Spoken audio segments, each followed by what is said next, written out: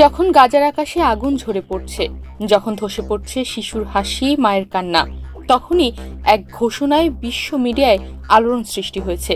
Saudi বাদশা জানিয়েছেন 1000 ফিলিস্তিনিকে বিনা খরচে হজের আমন্ত্রণ জানিয়েছেন তিনি।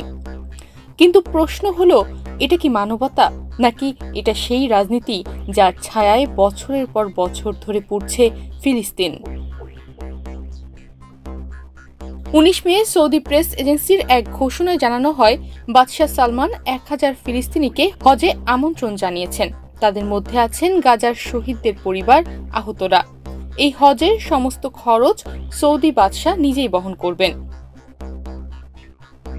সৌদি ইসলামী বিষয়ক মন্ত্রণালয় এ বিষয়ে জানিয়েছে, বাদশাহ সালমানের নির্দেশে তারা ফিলিস্তিনি হজযাত্রীদের হজ পালনের জন্য একটি বিস্তৃত পরিকল্পনা তৈরির কাজ শুরু করেছে।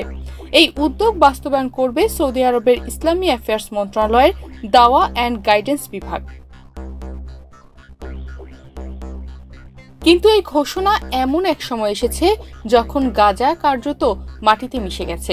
গত অক্টোবর থেকে ইসরায়েলের একের পর এক বোমা হামলায় 53,000-এর বেশি মানুষ শহীদ হয়েছেন। নারী, শিশুদের রক্তে লাল হয়েছে গাজার মাটি। 121,000-এর বেশি মানুষ আহত হয়েছে। এখন ঘরছাড়া হয়েছে গাজার 90% মানুষ।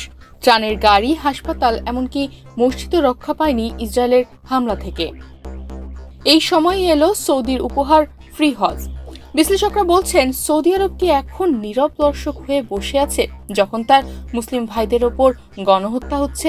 তাদের শুধু হজ দিয়ে সান্ত্বনা দেওয়া হচ্ছে। বিশ্লেষকদের মতে হয়তো এটি ইসরায়েলের বন্ধু হিসেবে নিজেদের অবস্থান মুছে ফেলার কৌশলী প্রচেষ্টা। এদিকে যে মানুষটি জেরুজালেমকে ইসরায়েলের রাজধানী ঘোষণা করে আগুনে ঘি ঢেলেছিলেন, ডোনাল্ড ট্রাম্প, তার সবচেয়ে ঘনিষ্ঠ বন্ধু ছিল এই সৌদি রাজপরিবার। জারেড কুশনারের নেতৃত্বে মধ্যপ্রাচ্যের অনেক মুসলিম দেশ স্বাভাবিক সম্পর্ক গড়েছে ইসরায়েলের সঙ্গে। এদের মধ্যে সৌদি এখনো কোনো অফিসিয়ালি ঘোষণা দেয়নি, কিন্তু রিয়াদে ভেতরে ভেতরে চলছে সমঝোতা। হজ পবিত্র ইবাদত, কিন্তু এই হজ যখন হয়ে যায় শোকের ওপর প্রসাধন, তখন প্রশ্ন জাগে। পুরো বিশ্ব এখন একটাই প্রশ্ন করছে, যাদের ঘর নেই, খাবার নেই, জীবন অনিশ্চিত, তাদের ফ্রি হজের টিকিট দিয়ে কি আসলে রাজনৈতিক দায় মুক্তি নিচ্ছে সৌদি? নাকি ট্রাম্প নেতানিয়াহুর ছায়ায় থেকে একপাশে দাঁড়িয়ে থেকে এখন বিশ্বকে দেখাতে চাইছে আমরাও তো কিছু করছি? তনিমা রহমান, বাংলাদেশ প্রতিদিন।